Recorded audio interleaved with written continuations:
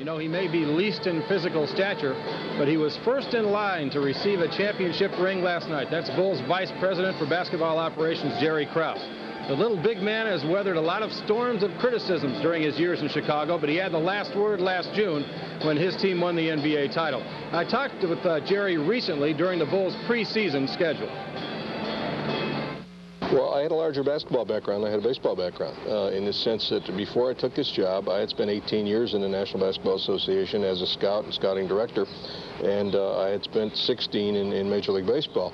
And I think people thought, well, he'd been in baseball the last few years. I left Los Angeles Lakers in 1978 and went with Bill Veeck and the White Sox then, and stayed on with Jerry Reinsdorf. So I'd been out of basketball for 5 years when I took this job, but in reality, my background was more extensive in basketball, certainly, or as extensive in basketball as it was in baseball. Did you have it in your mind then to get back to basketball? Well, I had turned down some things while I was with Bill and with Jerry later on, and I felt that I wanted to run a club, and felt that I wanted the opportunity to run a team my own way and be with an owner that would give me a chance to do the things I wanted to do. I was talking the other night to some people and NBA people, and I said that, you know, one of the great things about this franchise, Jerry Reinsdorf's been in our locker room that in the last 6 years, I think 6 or 7 times. He's not a guy who is he's around in the background.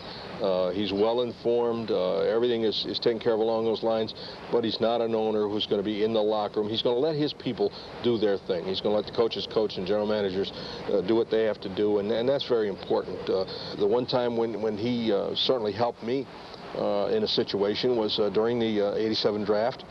We had drafted Scotty, and Horace had kept sliding. And we were looking at other people, and I had to make a tough decision. And walked outside the draft room, walked in the hallways for a minute or two, and Jerry came out behind me, and he put his arm around me, and he said, you know, go with your guts. He said, your guts have been good through the years, and he said, just go with your guts. And then he walked away from me. And I later on I thanked him for it. And I walked back in the room and said, let's go with Horace.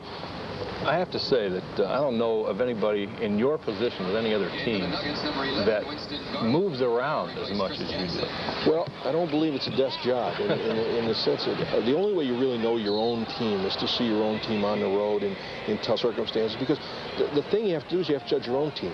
And you have to scout your own team all the time, because you're always looking at your strengths and your weaknesses and then preparing for the future. And of course, as the years go on, more and more NBA general managers are doing these kind of things. They're getting out. I see more and more of them on the road. And it's something that we feel has to be done to win. From the perspective of being a native Chicagoan, you know, what did it mean to you last year? It was huge.